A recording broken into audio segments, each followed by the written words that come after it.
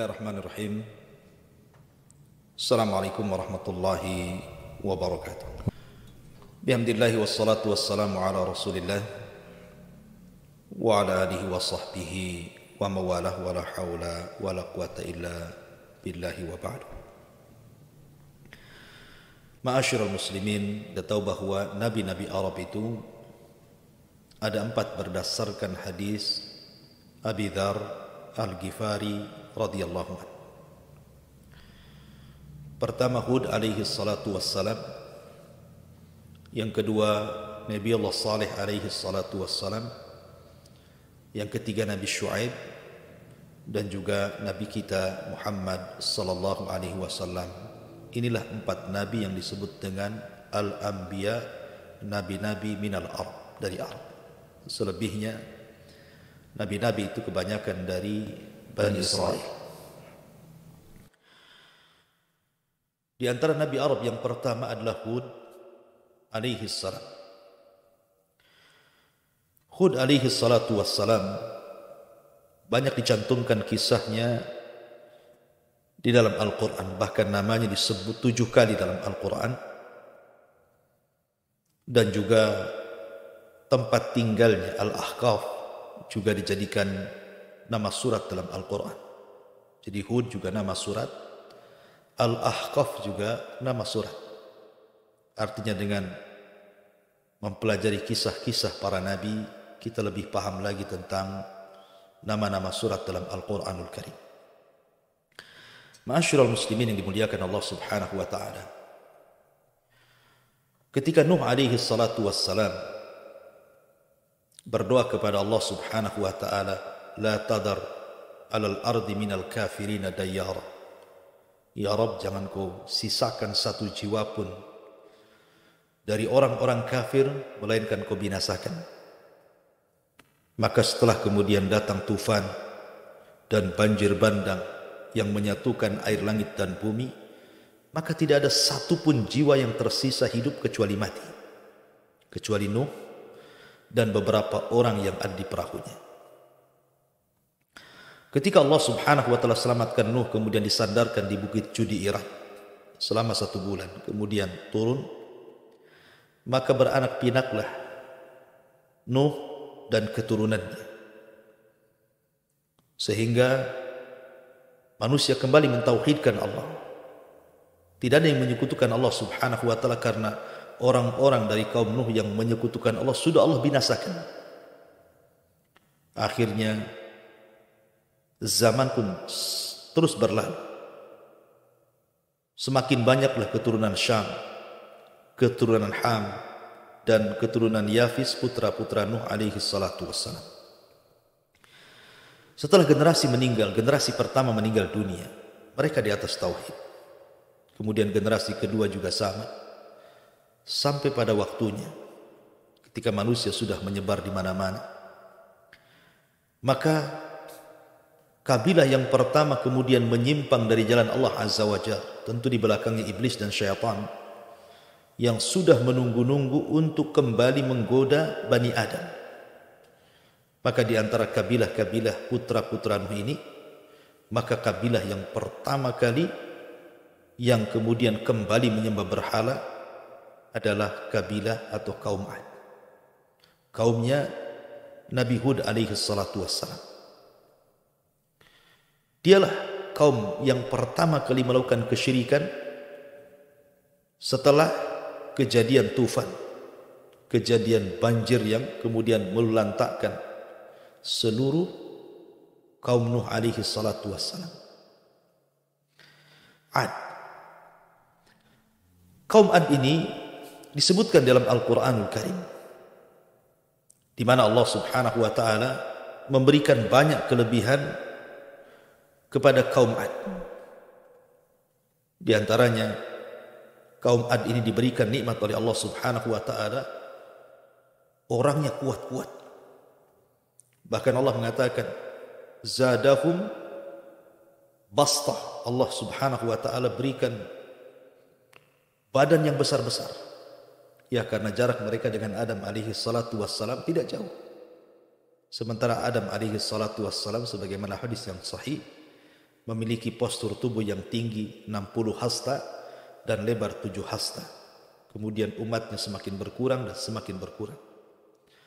Lah karena kaum Ad ini juga masih dekat jaraknya dengan Adam alaihi salatu wassalam, jadi tubuh mereka masih besar, memiliki kekuatan yang luar biasa, sehingga mereka sombong dengan kekuatan yang Allah anugerahkan kepada mereka. Kemudian juga Allah subhanahu wa ta'ala memberikan kecerdasan kepada mereka. Mereka tinggal di tenda-tenda yang sangat-sangat besar, sangat-sangat besar. Kemudian kebiasaan mereka adalah memahat gunung, membuat istana-istana di bukit-bukit. Bukan untuk ditinggali, tidak. Hanya kesenangan mereka memahat bukit, membuat rumah megah, istana megah dalam bukit-bukit itu, hanya untuk mainan mereka saja.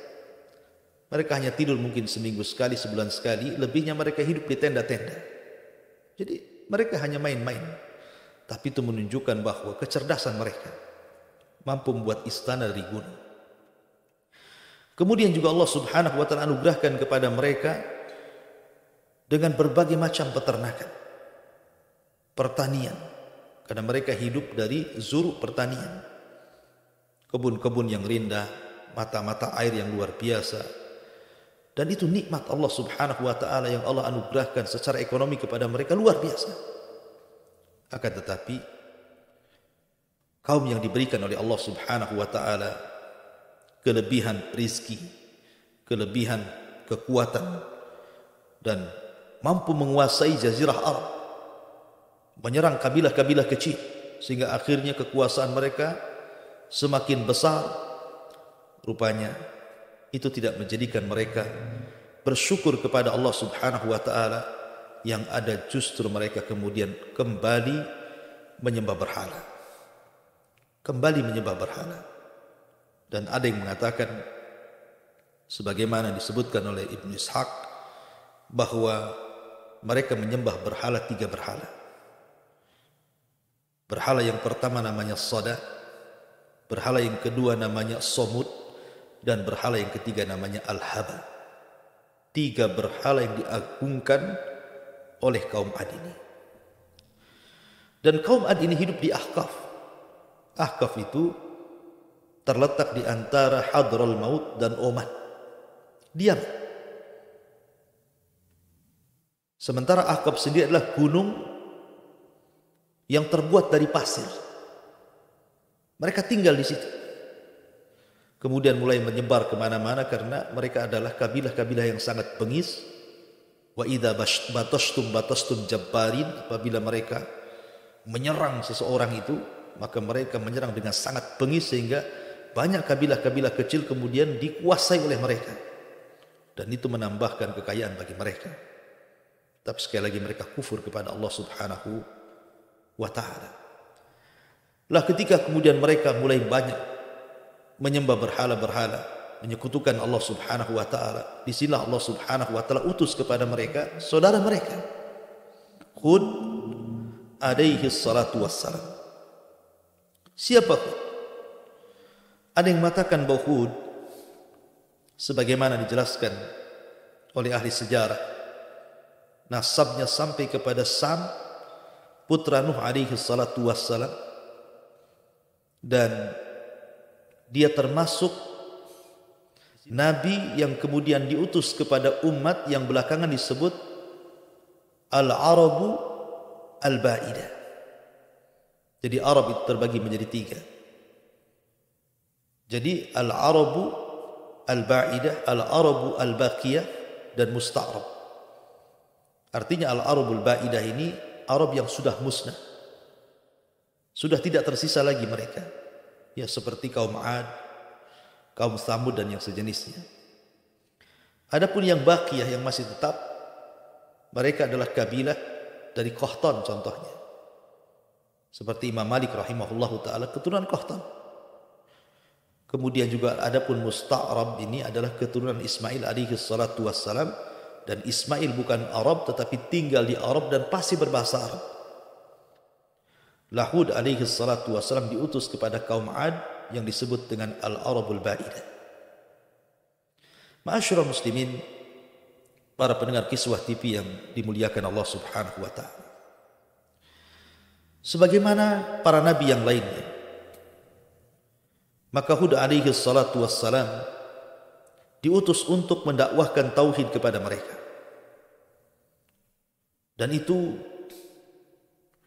banyak kemudian dijelaskan di dalam Al-Quranul Karim bagaimana Hud alaihi salatu wassalam mengajak manusia kepada tauhid. Dan kita tahu bahwa fitrah seorang nabi pasti diutus dari kaumnya. Sebagaimana Allah mengatakan, wa ila adin akhahum Hud. Dan kepada bangsa Ad Allah utus saudara mereka Hud alaihi salatu wassalam. Kenapa Allah katakan saudara mereka? Karena Hud terlahir di tengah-tengah mereka. Mereka tahu sejak kecil siapa Hud alaihi salatu wassalam. Mereka paham siapa Nabi Allah Hud alaihi salatu wassalam. Makanya kemudian Allah Subhanahu wa taala katakan akhahum, saudara mereka.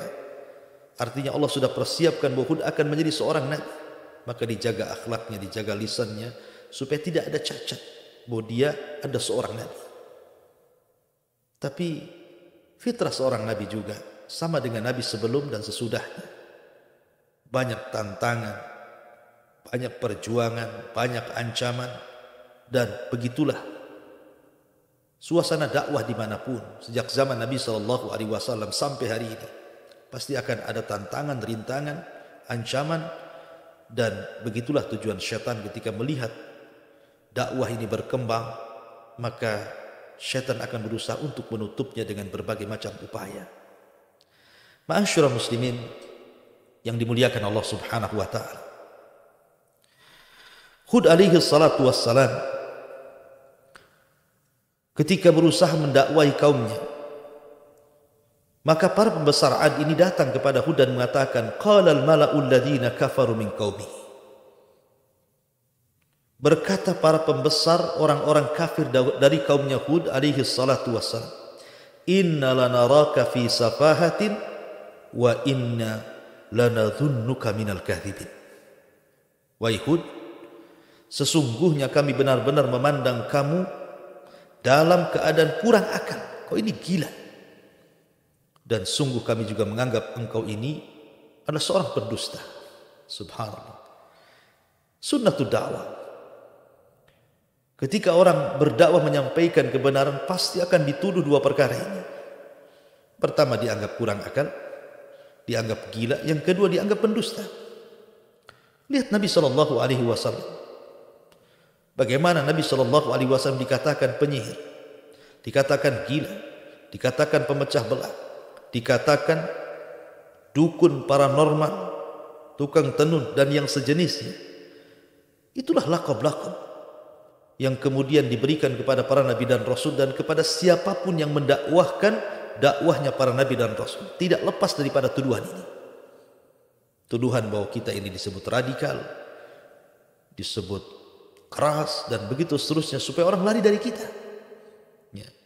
Tetapi Hud alaihi salatu wassalam ini orang yang lembut.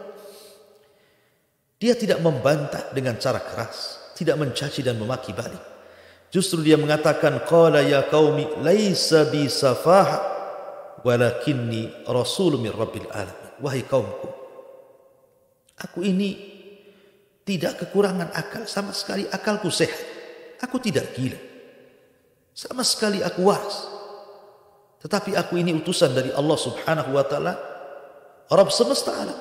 Uballigukum risalati Rabbi wa ana lakum nasihun amin. Saya hanya menyampaikan risalah Allah kepada kalian karena saya ini hanya pemberi nasihat yang terpercaya, yang jujur, yang amanah. Ya. Jadi bagaimana dakwanya Hud? Dengan lembutnya dia membalas perkataan kaumnya. Ma'asyiral muslimin yang dimuliakan Allah Azza wa Jalla. Bahkan dalam ayat yang lain Hud mengatakan, inni lakum rasulun amin fattaqullaha wa ati'un wa ma as'alukum alaihi min ajrin in ajriya illa 'ala Allah. Sesungguhnya aku adalah rasul yang dapat dipercaya bagi kalian. Oleh karena itulah bertakwalah kalian kepada Allah dan taatilah aku. Akan tapi apa yang terjadi? Kaum Ad adalah kaum yang sangat keras kepala, yang tidak pernah bersyukur akan nikmat Allah Subhanahu wa taala. Ketika Hud mengatakan bahwa saya datang kepada kalian menjadi seorang nabi, penasehat yang terpercaya, mengajak kalian ke dalam tauhid kepada Allah Subhanahu wa taala, justru kaumnya mengatakan, ya Hud, ma ji'tana bi bayyinatin wa ma nahnu bi tariki alihatina an qaulika wa ma nahnu laka bimu'minin innakula illa taraka ba'du alihatina bisu. Subhanallah. Wahai Hud, kamu tidak mendatangkan kepada kami satu bukti yang nyata, dan kami sekali-kali tidak akan meninggalkan sesembahan-sembahan kami karena perkataanmu itu, dan kami sekali-kali tidak akan mempercayai kamu karena kami tidak mengatakan melainkan bahwa sebagian sesembahan kami telah menimpakan penyakit gila kepadamu. Subhanallah.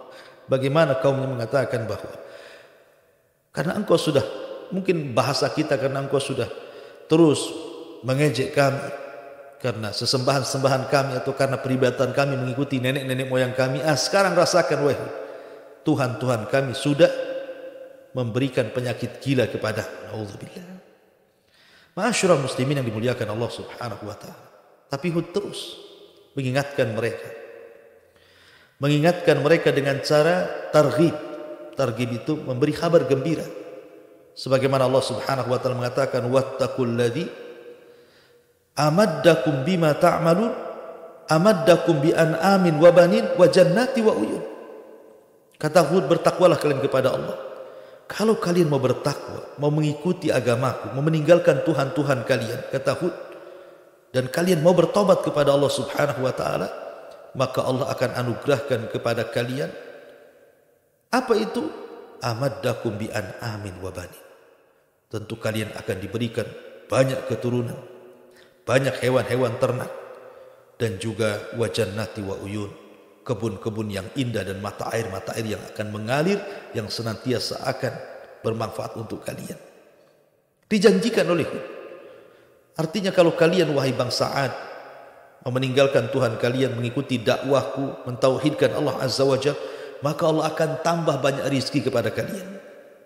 Binatang ternak, anak-anak, pohon-pohon, tumbuh-tumbuhan, hutan-hutan, kebun-kebun, bahkan mata air, sumber-sumber, sungai-sungai, lautan, dan begitu seterusnya. Akan tapi apa yang terjadi? Mereka diingatkan pun tidak mau kembali kepada Allah Subhanahu wa taala. Yang ada kemudian mereka berusaha untuk menghalang-halangi dakwah Hud alaihi salatu wassalam. Ma'asyiral muslimin yang dimuliakan Allah Azza wa Jalla, apalagi Al-Quran menyebutkan bahwa kaum Ad ini tidak percaya dengan adanya kebangkitan. Mereka menganggap bahwa setelah mereka mati, ya sudah, mati saja, tidak mungkin dibangkitkan lagi. Dan itu perkataan mereka, bahwa mereka itu menganggap bahwa hidup mati mereka itu hanya karena waktu saja, bukan karena Allah Subhanahu wa taala. Itu hanya waktu saja. Soal mati, soal hidup itu urusan waktu. Artinya bahwa sudah sedemikian keyakinan orang-orang Ad ini alaihi salatu wassalam. Akhirnya ketika mereka mengolok-olok Hud alaihi salatu wassalam sampai yang lebih parah, mengolok-oloknya itu sampai meminta kepada Hud agar segera didatangkan azab. Bayangkan, ya. Qalu ajitana lina'budallaha wahdahu wa nadhara ma kana ya'budu abauna fa'tina bima ta'iduna in kunta minas sadiqin. Maka wahai Hud, jika memang kau benar apa yang kau janjikan kepada kami, fa'tina bima ta'iduna, maka datangkanlah azab yang engkau selalu ancam kepada kami, in kunta minas sadiqin, jika engkau memang benar orang-orang yang jujur bahwa azab itu akan turun kepada kami gara-gara kami menolak dakwahmu. Subhanallah. Mereka merasa aman dari azab Allah Subhanahu wa taala. Padahal tidak boleh kita merasa aman dari azab Allah. Karena bagaimanapun azab Allah itu sekonyong-konyong bisa saja datang kepada kita. Tapi mereka merasa sombong. Akhirnya apa yang terjadi? Allah subhanahu wa ta'ala timpakan kepada mereka kekeringan yang luar biasa. Kata Ibnu Ishaq bahwa kekeringan yang dialami kaum Ad itu sampai 3 tahun, menghancurkan ladang-ladang, menghancurkan sawah-sawah, menghancurkan kebun-kebun, mewafatkan ternak-ternak. Akhirnya mereka pun kelaparan. Ketika mereka merasakan adab pertama berupa kekeringan, maka orang-orang pilihan mereka, 70 orang pilihan mereka, sebagaimana kebiasaan orang-orang Ad, apabila susah mereka akan datang ke haram. Akan datang ke haram berbunajat kepada Allah Azza wa Jalla di haram supaya Allah turunkan hujan kepada mereka. Berangkat orang pilihan di ke haram. Sampai di haram justru mereka malah mabuk-mabuk, main perempuan dan begitu seterusnya, sampai ketika diingatkan baru mereka sadar, barulah kemudian mereka berdoa di haram. Apa jalan keluarnya? Bagaimana cara penyelesaiannya? Bagaimana caranya supaya terjadi hujan lagi? Setelah mereka ikhlas berdoa, tiba-tiba ada suara dari balik awan dan mengatakan bahwa aku memberikan kalian 3 pilihan. Akan kukirimkan 3 awan. 1 awan berwarna putih, 1 awan berwarna merah, dan 1 awan berwarna hitam pekat. Tinggal milih. Akhirnya serempaklah 7 orang pilihan mengatakan, kami menginginkan awan hitam. Karena alasannya awan hitam itu banyak isi airnya, hujannya bisa lebat, itu menurut mereka. Maka setelah itu mereka pulang sampai di Yaman. Rupanya betul Allah subhanahu wa ta'ala kirimkan awan. Kirimkan awan sesuai dengan permintaan mereka, awan yang sangat hitam pekat. Dan Allah subhanahu wa ta'ala gambarkan dalam Al-Quran, falamma ra'awhu 'aridan mustaqbila awdiyatihim qalu hadha 'aridun mumtiruna bal huwa masta'jaltum bih rihun fiha 'adzabun alim tudammiru kulla syai'in bi amri rabbiha fa asbahu la yura illa masakinahum.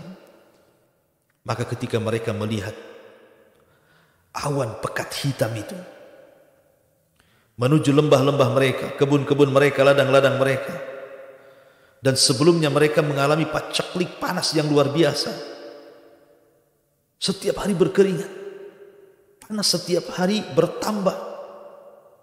Akhirnya kemudian mereka pun ingin mencari dingin supaya terhindar dari panas, kemudian juga ingin mencari hujan supaya ladang-ladang mereka terhujani dan bisa hidup kembali. Ketika datang awan menutupi lembah-lembah mereka, semua kaum Ad keluar ingin berada di bawah awan itu. Mereka tidak sadar kalau awan itu adalah azab Allah subhanahu wa ta'ala.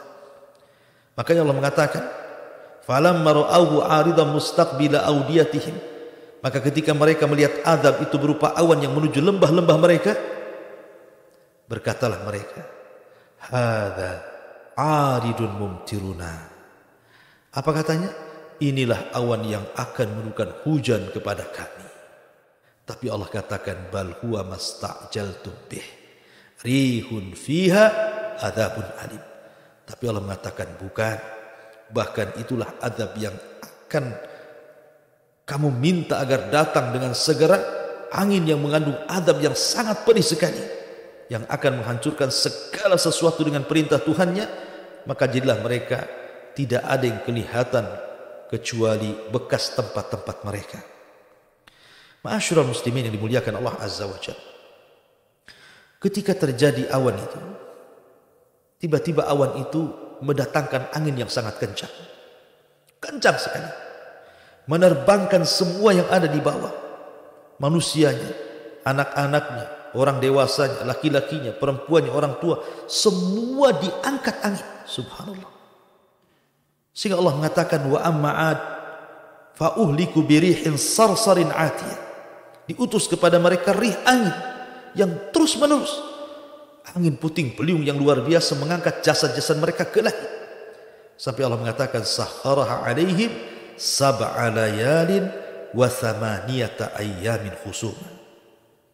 Sampai mereka tinggal di langit, dibawa terbang oleh angin, kemudian ditabrakan satu dengan yang lainnya sampai akhirnya meninggal di langit. Setelah itu Allah subhanahu wa ta'ala binasakan, dilempar kembali ke bumi sehingga Allah katakan ka'annahum a'jazun nakhlin khawiyah, seperti tunggul-tunggul kurma yang dilempar dari langit kemudian menancap di bumi dan tidak ada kepalanya. Subhanallah, inilah azab yang Allah Subhanahu wa taala kirimkan kepada kaum Ad, kaum yang sangat kufur kepada Allah Subhanahu wa taala. Adapun Nabi Hud alaihi salatu wassalam, maka Allah Subhanahu wa taala selamatkan dengan para pengikut yang beriman. Walamma jaa amruna najjayna hudan walladzina amanu ma'ah bi rahmatin minna wa najjaynahum min adzabin ghalib. Dan ketika datang perkara kami, azab kami kepada mereka, maka kami selamatkan Hud dan orang-orang yang bersamanya dengan rahmat dari kami, dan kami selamatkan mereka dari azab Allah Subhanahu wa taala yang sangat pedih. Akhirnya Allah selamatkan Hud dan juga kaumnya, sementara kaum Ad dihancurkan, diluluh lantakkan, tidak ada yang tersisa satu jiwa pun dalam peristiwa ini. Lihat bagaimana Allah Subhanahu wa taala apabila mengirim azab pada umat-umat sebelum kita, maka tidak ada tersisa kecuali mati. Bahkan tempat-tempat mereka tidak tersisa kecuali melebur dengan tanah. Hanya sebagian kecil peninggalan Ad dan Thamud yang masih ada sampai sekarang. Tentu supaya jadikan ibrah pelajaran bahwa kisah ini bukan cerita, tapi kisah ini kenyataan tak pernah terjadi sampai Allah Subhanahu wa taala gambarkan di dalam Al-Qur'anul Karim. Inilah di antara kisah Hud alaihi salatu wassalam.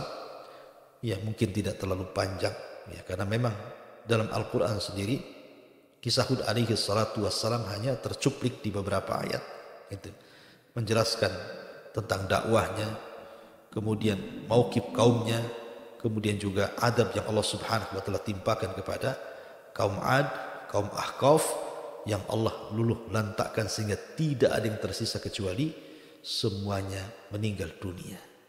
Wallahu a'lam bishawab.